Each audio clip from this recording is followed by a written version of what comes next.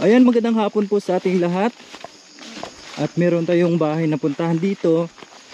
Kaya lang yung tatay nila nag-igib daw. Ito yung isa sa mga anak ni Kuya. Anong pangalan mo, boy? Bendon po. Ha? Bendon po. Bendon? Yan si Bendon. Nag-aaral ikaw? Anong grade? Oo, very good. Ito. Ano po? Gam ko tutang. Grabe po. Grabe talagang pahirapan yung tubig. Kaya bawat patak ng tubig dito ay mahalaga sa kanila. Dahil pahirapan bago makakuha. Kayo yung may bahay doon, kuya? Oo. Malayo pa yung igiban nyo? Oo. Pagtsagal lang. Grabe. Sige po, pahinga po kayo pag gusto nyo. Ay, Anong pangalan nyo po, kuya? Star. Uy, si Star. Ilan taon na po kayo, kuya Star? 32. 32. Oo. Ilan po ang anak? Ito. Araw-araw po kayo nag-igib, kuya Star? Oo, araw-araw. Saka puso lang yung ano namin dito. Pag hindi ka namuso, wala. Walang pagkain. Ano lang dito. Tsaga lang. Taga lang talaga kasi Oo. pag hindi magtyaga, gutom mabutin, kuya. gutom. Pag walang tubig dito, wala, mamamatay. Pag hindi mo pinagtsagaan na umigin ng tubig. Grabe. Doon pa po sa baba, kuya? O, doon pa. Malayo. Grabe talaga. Pag walang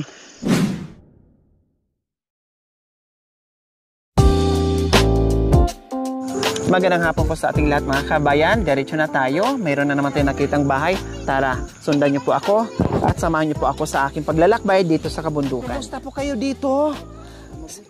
kahit na ganito mo ba? Nandito, sumalubog agad sa atin yung mga bata. No? Ito yung bahay niyo.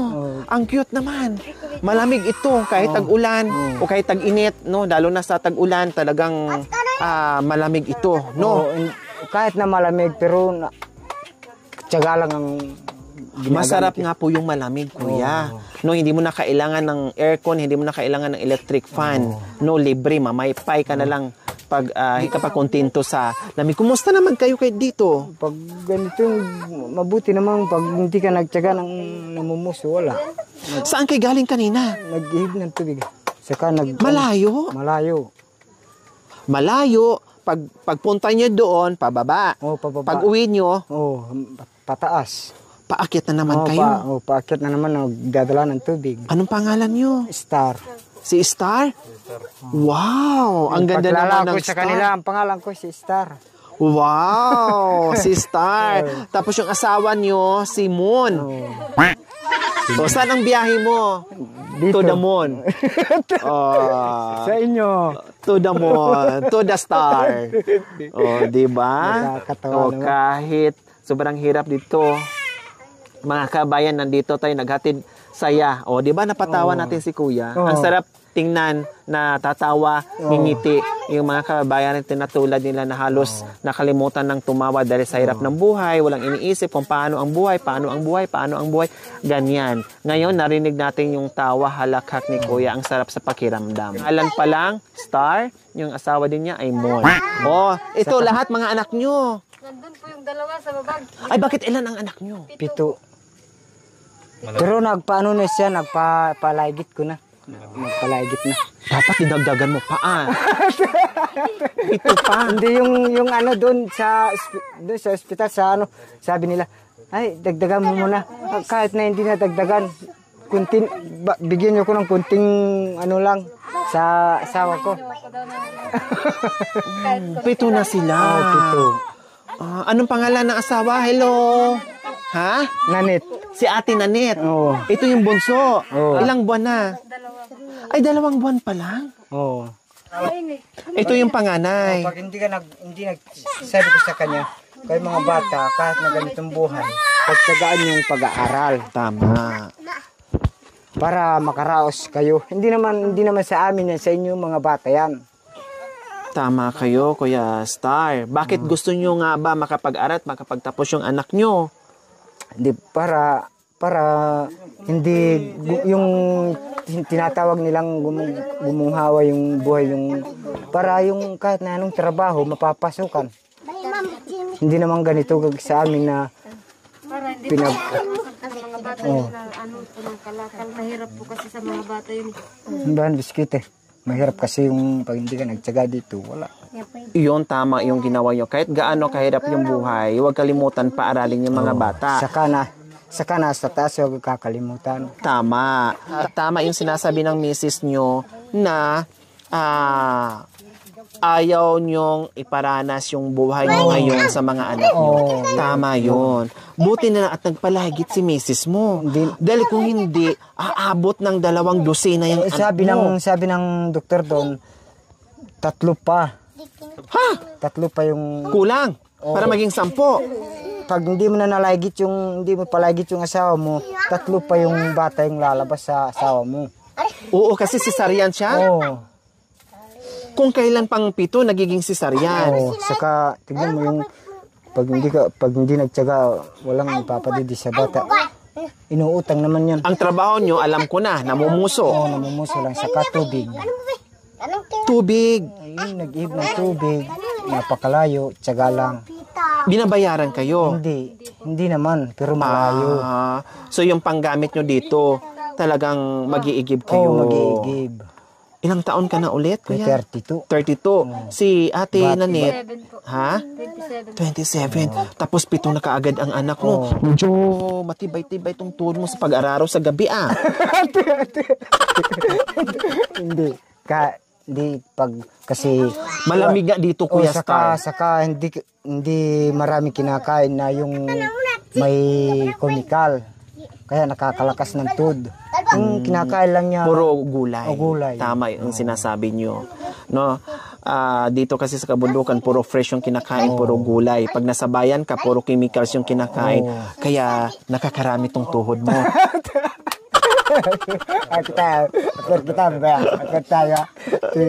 Masaya ako. Dapat pala, dito din ako titira. Masaya ako pag Para makarami din ako masaya ako dumating kayo eh. Salamat kuya. Wow, masaya siya na dumating tayo. Salamat at na-appreciate mo yung aming pagdating.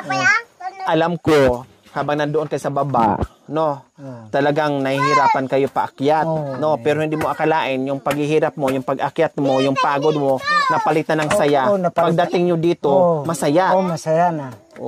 Di ba? Kasi sabi nga nila, ang layo-layo daw. Malayo. Nandoon na daw sa Sapa. Sa Sapa. Pupunta pa doon sa Sapa sana yun, malayo pa. Diyos ko. Pero walang magawa, walang ibang paraan. Talagang diniskartean lang yun.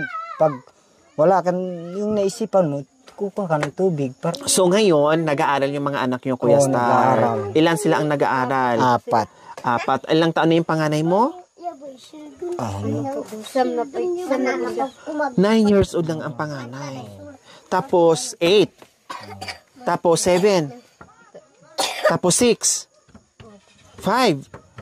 4. Tapos ito na. 3. Kaya hindi sila nakapasok. Hindi pa naka yung nila yung certificate. Inaasikaso pa. Isa kasuhin nyo ha. Hindi, tapos na. Tapos na.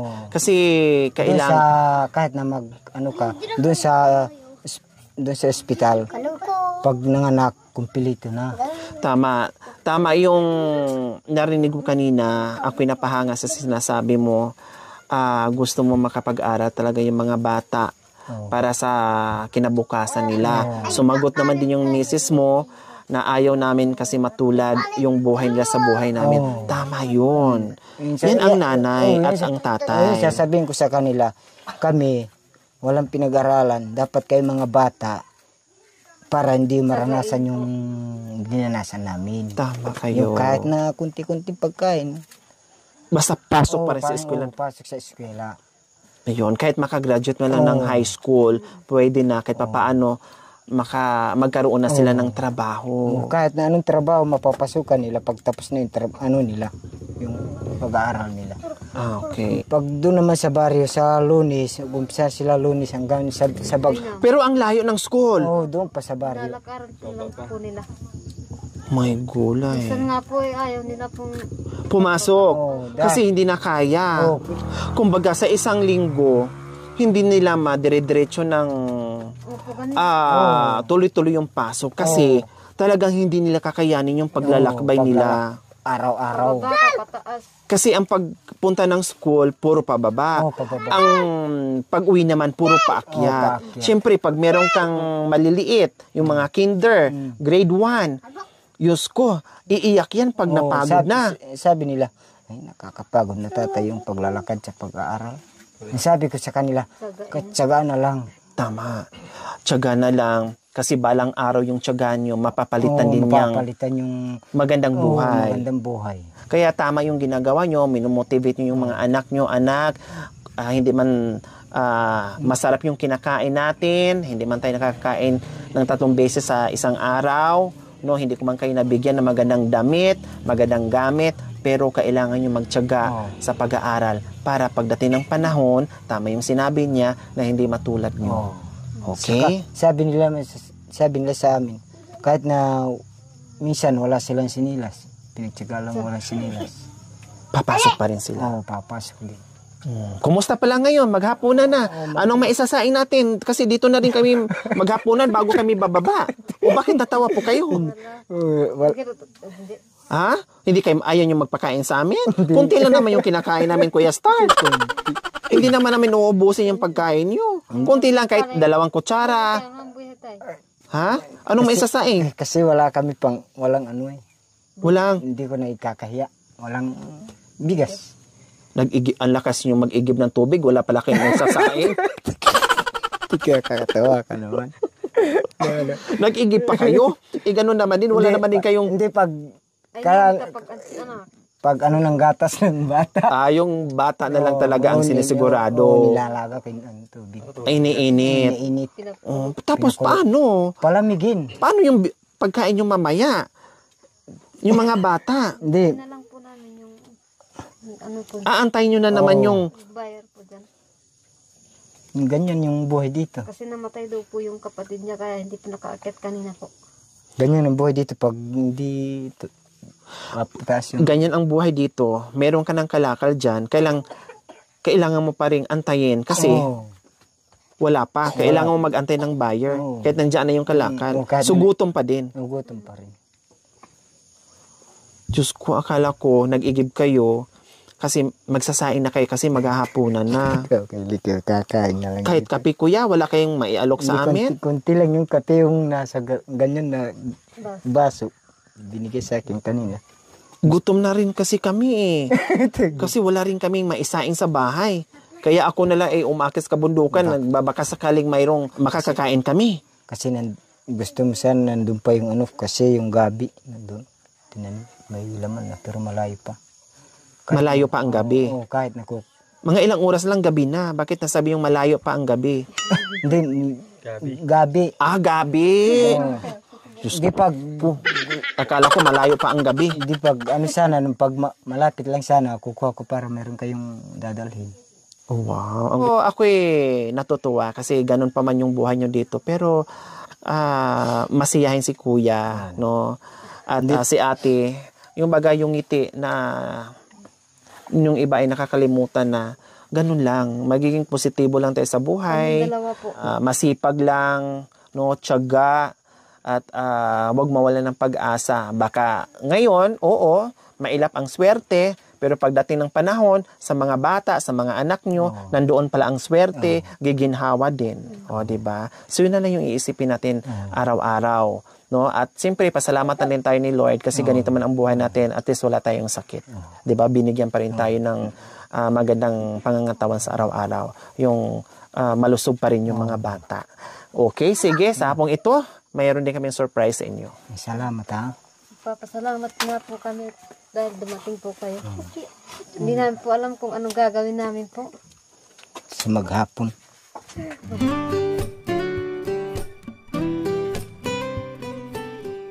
Kuya Star, meron na kayong itlog. Dumami na yung 2 mong egg. Salamat ha. Nakakatawa. Yung 2 nagiging 2 dosina na. At syempre itong assorted groceries natin. So, tapos kakain mo na yung mga bata. Yan ba? Dadami na yun. Unahin muna natin yung tatay kasi napagod sa pag-iigib. Kasi malayo. Dito. Nagdesina yung itlog.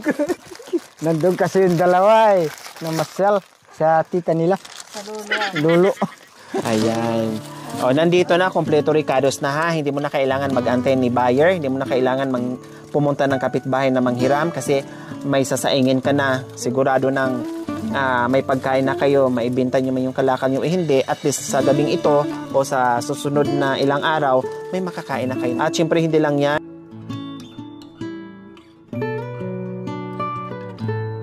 Maraming salamat sa binigay niyo sa maghapon. Wala sanang dumating na binigay ni Jesus. Walang makakain. Walang makakain. Kawawa yung mga bata. Kaya papasalamat ako. Pag wala halimbawa, sabi niyo kanya kung walang dumating, paano? Eh, ang daming mga anak. Iiyak sila, matulog na lang na walang kain? Oo, matutulong. Kahit nakape, pwede na. Okay na sa kanila kahit kape na lang. Tapos, sabi niyo kanina, darating yung mga dalawang anak. Ano sasabihin nila? Sasabihin nila, saan kayo kumuha tatay ng ganitong pagkain sa kayo itlog? Yun yung dalawa. Yun dalawa. Kasi siyempre wala Magugulat yun. Oo, siyempre wala sila nakita kanina. Kanina po, kanina po kahit- dumating po kayo. Kahit na magsasalita, kakain muna ako. Nagugutom na ako. Yun po, sinabi ko kanina po kay tita. Kakain ako muna, nagugutom na ako. Kita ko kanina sa Maraming salamat sa binigay. Uy, teka, pangbata lang yan. Kaya siya. Nakakagulat ka naman. Hindi ko na. Hindi nyo rin kinagat, no? Oo, hindi ko na kinagat. Layat siya. O, sige, subo. Ano ba? Ba't nakaganyan na yung itsura mo? Mangangawit ka niyan. Ito. Ayusin mo yan kasi mabasag yung itlog. Kaya yung ano doon, yung doktor doon, ay nakakatawa naman ito. Sabi niya sa'yo. Oo, laging masaya. Dapat tama ha. Tama lang yung ganyan. Kahit gano'n kahirap yung buhay, masaya pa din. Kaya kakain. Nakailang subo ka na kagating mo na kaya. Layat siya. Pabalik-balik na may laway na puno na ng laway. Subo. Tila kaka. Baka may So, tapos, sabi niya, ay, nakakaalis ng ano ito. stress, pagod. Oo, masaya. Sabi nila, Tapos wala po, walang tsinelas po yung pupunta paa ako niya sa pag- doktor. Sabi doktor, masaya ka. Tapos, sagot mo, oo do, kahit wala kaming makain araw-araw, masaya pa rin. Tawa pa rin ako ng tawa. Sabi mo ganon. Oo. Saka sabi nila, pag minsan wala ako sinilas, sabi, ay, wala naman sinilas ito papasok sa Hospital. ospital. Hindi, walang problema yung sinilas. Pinanganak tayo walang Pinanganak tayong walang sinilas. Pag binigay na yung sinilas, ay, salamat na. Pag wala, Pag wala, ay, pasensya na. Wala namang problema yung walang sinilas. tama. Oo. Ang importante, Importante, mapupunta mo yung bata. may brief. Oo, may brief. Sabi nila, may brief ka? Oo, may brief naman ako. Kahit nawawala sinilas, May brief naman. May brief. Kasi delikado pag walang brief, mamay, ma-zipper, Oo, maipit. Maipit yung balat. Maipit yung balat, no? Hindi ko na nakain ito. Hayat siya. Ay. O, sige na. Oh. Hindi, pag dumating yung araw. Pag nasa malay, yung sister nakakatawa, nakakaalis Tama. ng Oo, pagod. nakakaalis ng Pagod, pagod. guys. Kanina nga, hindi mo inida ang layo ng pinag-igiban mo. Ang bigat-bigat ng dala mo. Pero pagdating mo dito, nakuha mo pa rin tumawa at magpatawa. Yun yung ganyan, good vibes lang. Hindi yung nag-uusap pa tayo. Mamaya ka na kumain. Bukas na lang. Magkasalang kumain. Itatago muna ito. Kaya ay, nakaka. Ito kain. Tingnan sila. Okay, sige. Magpapasalamat tayo. Pambihira yung ganito, no? Tama. Yung Kahit hindi tayo, ngayon lang tayo nagkita. Pambihira. Tama yung magandang words yun. Pambihira yung ganitong nangyayari. Kahit ngayon lang tayo nagkita. Pero feeling natin parang matagal na tayo magkakilala. Para matagal na hindi makakain yung Ganito. Sige na, kainan ko. Mama. Layat. Okay, sige. Maraming salamat po sa walang samang pagmamahal, Ate Daisy ng Hong Kong. Maraming salamat po sa iyong ginito ang puso. Naway pagpalain po tayo ng Panginoon Diyos sa araw-araw. Naway bigyan po tayo ng kalakasan ng katawan sa araw-araw. Naway bigyan po tayo ng mahabang buhay upang sa ganun marami pa tayong mapasaya na tulad nila. So mga kabayan, huwag niyo pong kalimutan, pakishare at subscribe sa aking YouTube channel, Lori Aquino Talita. Maraming salamat po. God bless us all. Bye! Yung naman ito, diba? Bye-bye. Dito na kami, ha?